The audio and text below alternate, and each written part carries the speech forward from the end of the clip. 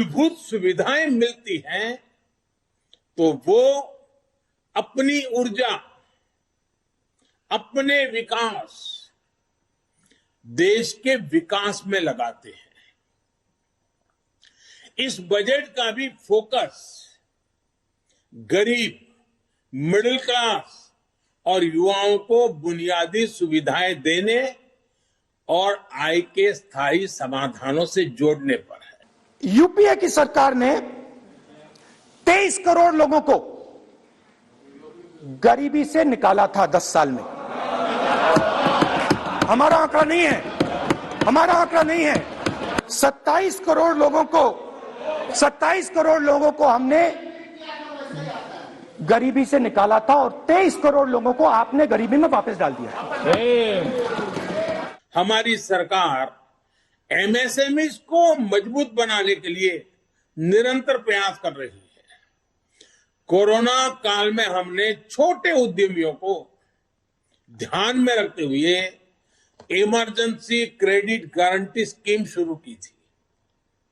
SBI के अध्ययन में ये बात सामने आई है कि इस योजना से एमएसएमई सेक्टर में लगभग 1.5 करोड़ नौकरियां सुरक्षित हुई हैं। आज हिंदुस्तान में आप मेड इन इंडिया की बात करते रहते हो।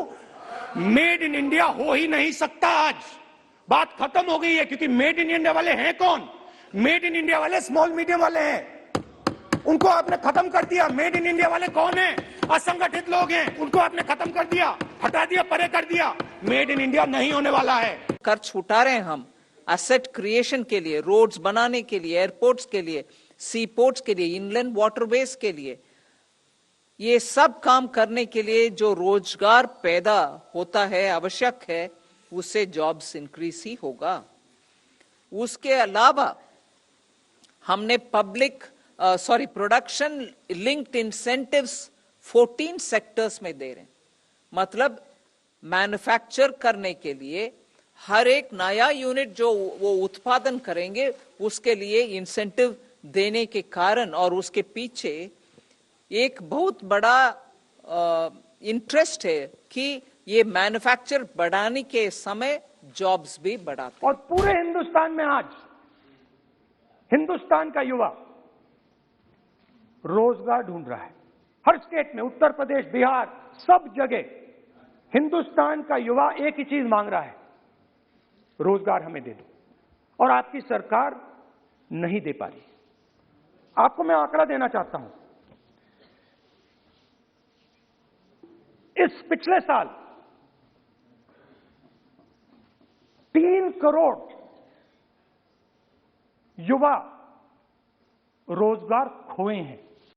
The judiciary, the election commission, Pegasus, these are all instruments of destroying the voice of the Union of States.